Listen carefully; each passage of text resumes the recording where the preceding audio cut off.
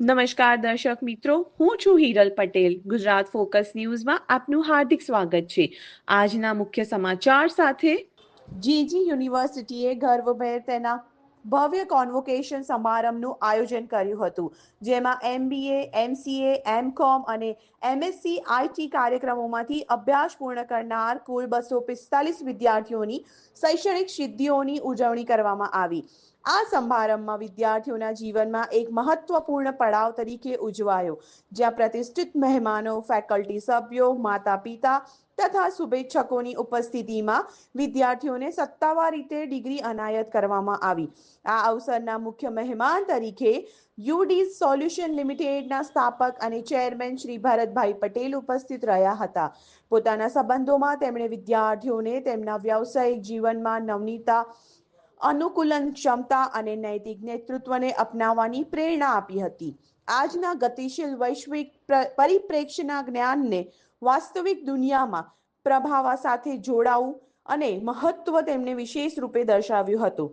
સમારંભને સંબોધતા જીજી યુનિવર્સિટીના president doctor MP ચંદ્રને દીક્ષાંત મેળવનાર વિદ્યાર્થીઓના અભિનંદન પાઠવ્યા તથા સર્વાંગી શિક્ષણ પ્રત્યે યુનિવર્સિટીની પ્રતિબદ્ધતાને ઉજાગર કરી હતી. તેમણે જણાવ્યું, દીક્ષાંત સમારંભમાં માત્ર શૈક્ષણિક સફરની પૂર્ણતા નથી, પરંતુ આ જીવન જવાબદારીની શરૂઆત છે.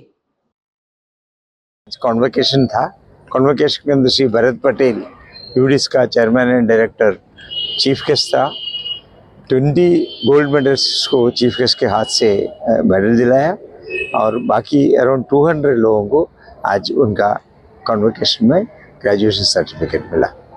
फैकल्टी कितनी फैकल्टी हमारे यहाँ 20:1 के रेशियो में है and all of them were present today एंड जैसे जैसे बढ़ते जाएंगे और आगे चलेंगे। ये फर्स्ट कॉन्वोकेशन था, we could execute it meticulously well, बहुत अच्छी तरह किया एंड स्टूडेंट्स, फैकल्टी और हम लोग सब बहुत खुश हैं।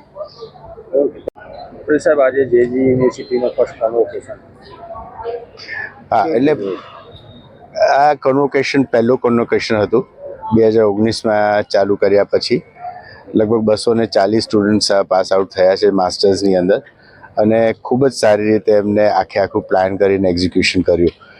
આ એક બેઝિક નીવ છે બધા લોકોને એક આગળ જવા માટેનું અને આપણે જેમ પ્રધાનમંત્રીએ જે રીતના બેઝ ક્રિએટ કરેલો છે કે ભાઈ આપણે વિકસિત ભારત 2047માં બનવું છે, તો આ દરેક સ્ટુડન્ટ્સ છે એને એ દરેક લેવલ ઉપર એ કામ કરીને એ લોકો આગળ વધારી શકે દેશને.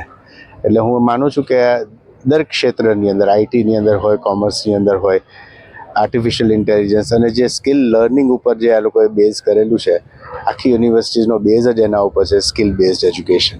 અને મને લાગે છે કે એને કારણે ખૂબ જ આગળ દેશને પણ પ્રગતિ થઈ શકશે.